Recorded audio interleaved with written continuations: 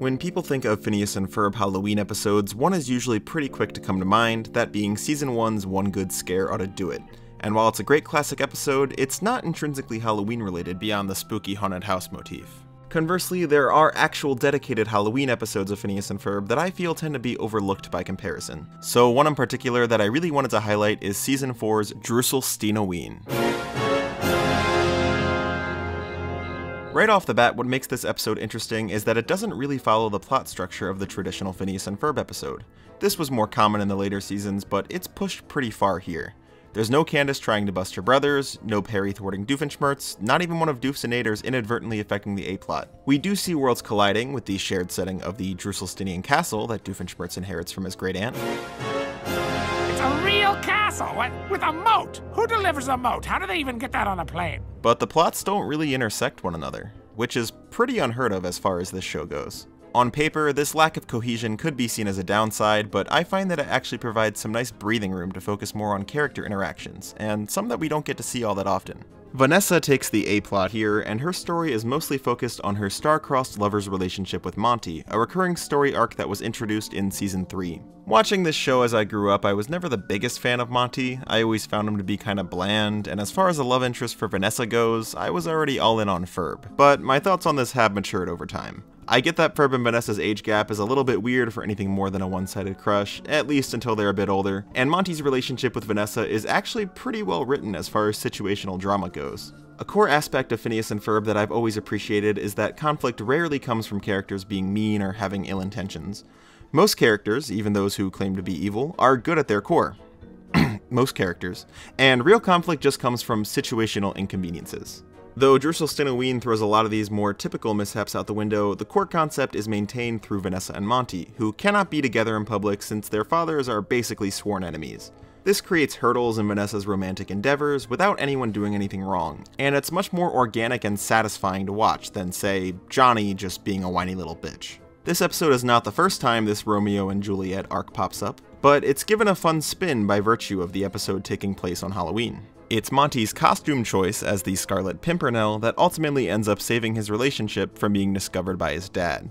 When I first watched this episode, I thought the whole everyone dressed as the Scarlet Pimpernel thing was kinda random, but then I looked up the actual story of the Scarlet Pimpernel novel that they pulled this from, and it started to click. So basically, in the book, there's this secret society of vigilante Englishmen who rescue those deemed enemies of the French government before they're sent to the guillotine. There is one leader, whose identity is shrouded in mystery, and 19 followers, all of whom help the leader, or the true Scarlet Pimpernel, maintain his disguise. In the Phineas and Ferb episode, Vanessa spends much of her time trying to determine which masked partygoer is her boyfriend, or the true Scarlet Pimpernel, so to speak. It's not like the most mind-blowing parallel, but it's pretty fun, and it works really well in the context of a Halloween episode.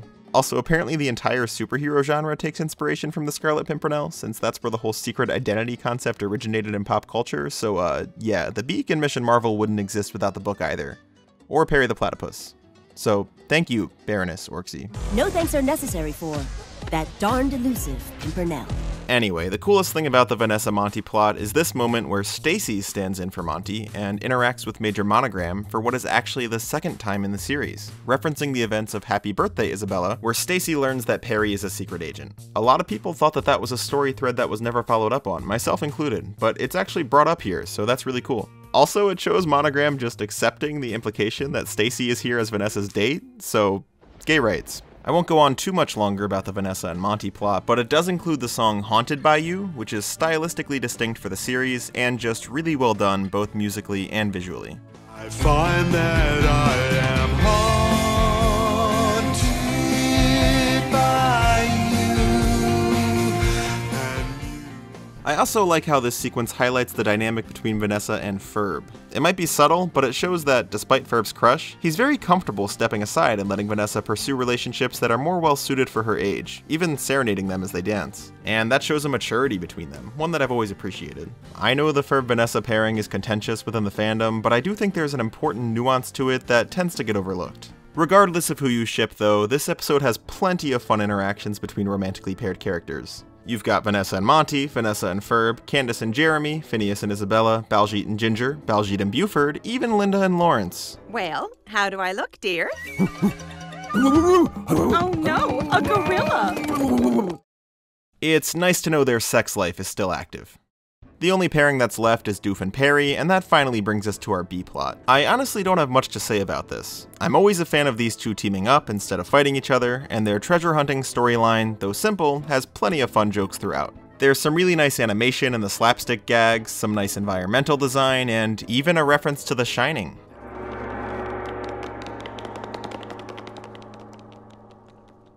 You know, for the kids. I really like that Doof's great aunt's treasure is actually real. I was so sure they were gonna have it turn out to be chocolate coins, or some old cheese, or the friends they made along the way, but no, it's actual bags of cash. Of course, he doesn't get to keep them, he's gotta pay all those contractors voiced by Dan and Swampy, but still, they avoided the cliche, and I appreciate that. Parking fine. There you go. Castle Relocation Authority. Yeah, one for you too. Ways and means. Yeah.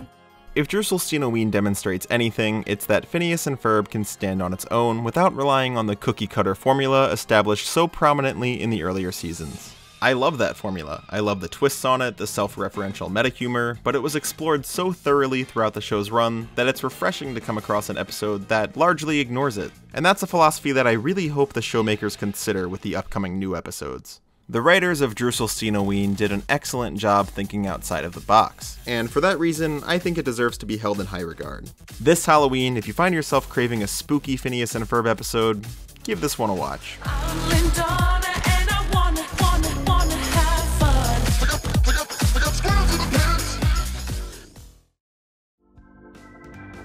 Thanks to the Wacky Deli for inspiring this review, and thank you for watching. If you're a fan of Phineas and Ferb, I implore you to check out Musical Without a Cool Acronym, the Phineas and Ferb parody musical that I wrote and directed, which you can find right now on YouTube. Beyond the musical itself, we've been making some supplementary videos for the channel, including a special extended cover of Haunted by You from the episode that I just talked about. The actual director and songwriter, Robert F. Hughes, said he liked it, so you can take his word for it. Bye!